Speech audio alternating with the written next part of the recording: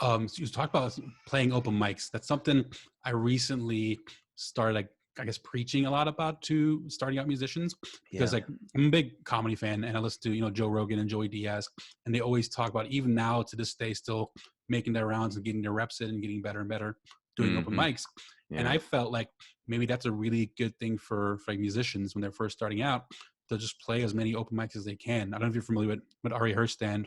Um, he wrote this book, How to Make It in the New Music Business, and he talks Mm. about this concept too.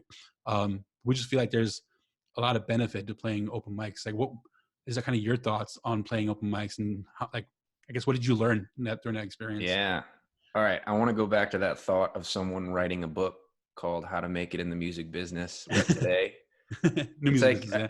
I remember in college, there would be like new additions to the textbooks, and it Yeah. just felt like such a ball buster. Like, why are these guys coming out with new editions with like small little changes just so we have to buy a new textbook every year?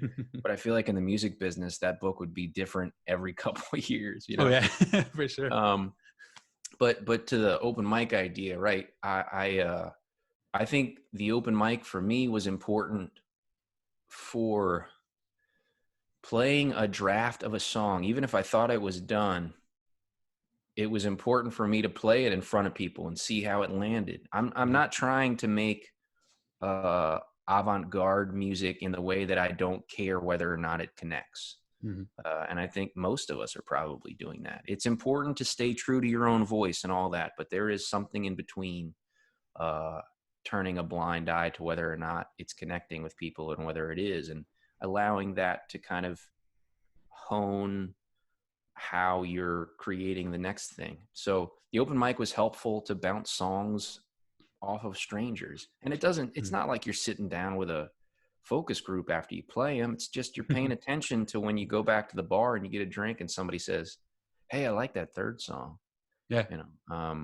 Cool. That was the new one. Or maybe the third song was the one I play every time. And Right. yeah, of course they like the third one, whatever that is. But you're also building a community, because there's going to be those same folks that show up at every open mic night, and you make friends with them and you talk about songs and you talk about who you've been listening to.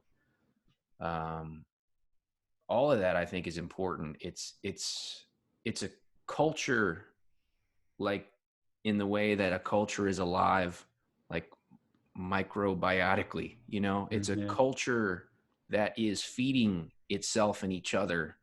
And it's so much more alive than just bouncing songs around your bedroom in your own Yeah. mind, Absolutely. and I can't tell you how many times it feels like, a couple of beers and someone else singing a song is the perfect way to get you to think of, they were talking about this story, but I was thinking they might be going this way and they didn't. That means you can go that way with your own idea and your own story.